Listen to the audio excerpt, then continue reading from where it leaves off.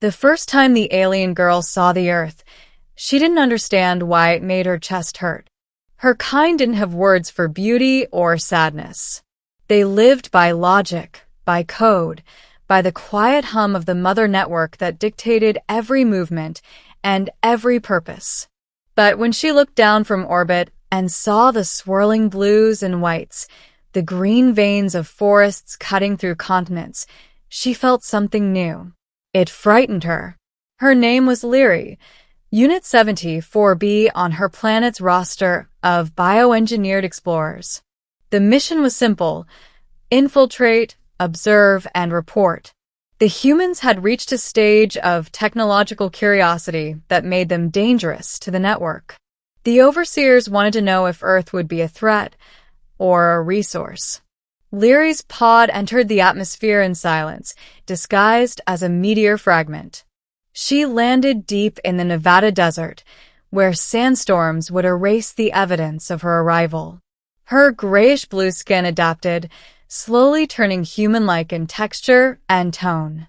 Her four-fingered hands split, reforming to resemble those of the species she was meant to study. Her luminous eyes dulled to a soft hazel. To any human eye, she would seem like one of them, except for the way she watched, always too still, too intent. Her orders were clear: remain unseen. Gather data. Return within 6 lunar cycles. But on the third day, she broke protocol. It happened near a broken gas station on the outskirts of a forgotten highway. She had been following 2 human males who, according to her scans, exhibited the aggression and unpredictability that fascinated her. They shouted at each other, their faces twisted with emotion. Then one of them threw a punch, and Leary sensors spiked with data about adrenaline, pain, and violence. When they left, another figure emerged from behind the gas station, a teenage boy, maybe 16. His clothes were torn, his lip bleeding. He limped toward a small, rusted car parked in the sand. Leary watched, hidden behind a billboard. She had read about pain, but this was her first time seeing it up close. Something inside her trembled. She didn't know what it meant. The boy sat against his car door, head in his hands, muttering words her translator could barely interpret. Why does everyone leave? Leary stepped forward before she could stop herself. The sand shifted under her bare feet, and the boy looked up sharply, startled. "Who are you?" he asked, wiping his mouth. For a moment, she couldn't answer. Her speech unit struggled with the flood of human words in her memory. "I am lost," she said finally, her voice soft, almost melodic. He stared at her. "You're barefoot. Are you okay? You look kinda pale." "I am uninjured," she replied carefully. The boy hesitated, then reached into his car and pulled out a half-empty water bottle. "Here. You look like you need it." She blinked. The gesture didn't compute. Kindness, unsolicited, without exchange, was illogical to her kind. Everything had value, every action a cost. Yet he was offering her something without reason. She took the bottle slowly. Their fingers brushed, and Leary felt a jolt, tiny electric currents firing through her synthetic nerves. She didn't let go. "Hey," he said awkwardly, smiling a little. "It's just water." Leary tilted her head. "Why do you help me?" He frowned. "Because you look like you need it. That's what people do." Her systems processed his words again and again, searching for context. That's what people do. She wanted to understand that sentence more than anything she'd ever studied. He told her his name was Eli. His father had left years ago. His mother worked 2 jobs. He spent his days fixing junk cars in the desert because it's the only thing that stays still. He laughed when he said it, but his eyes didn't. Over the next few days, Leary kept returning. She learned to mimic more human behaviors: laughter, gestures, even sarcasm. Eli thought she was strange, her speech too formal, her questions too direct, but he liked her company.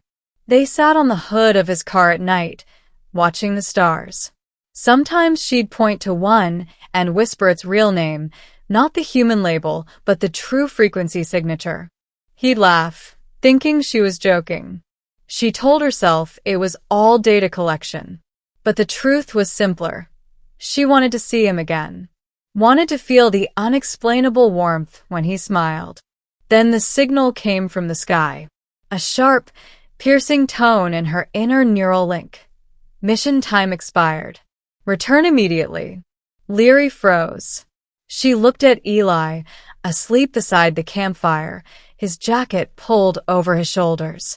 She knew what would happen if she disobeyed. The network would classify her as defective. Defects were erased.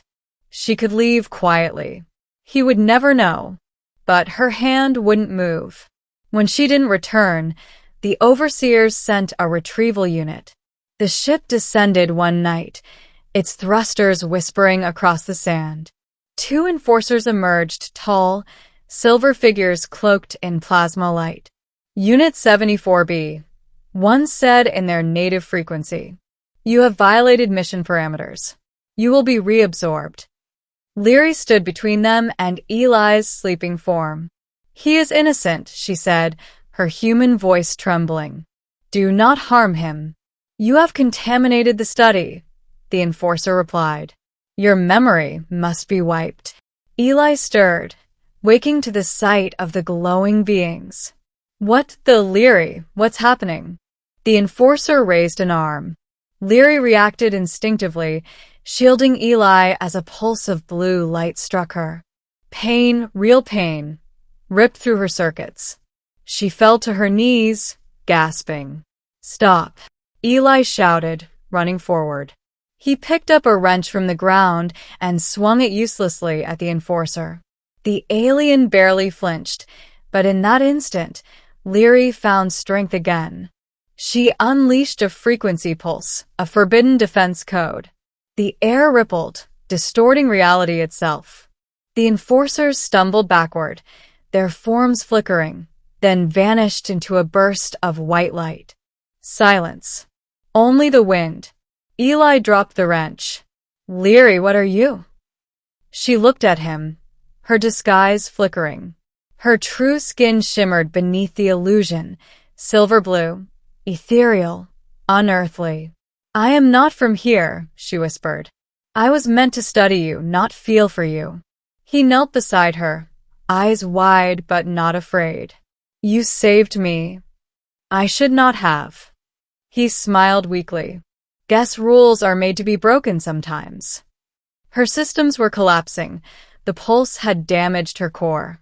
She knew she wouldn't last long. "Eli," she said softly, "why did you help me that first night?" He frowned.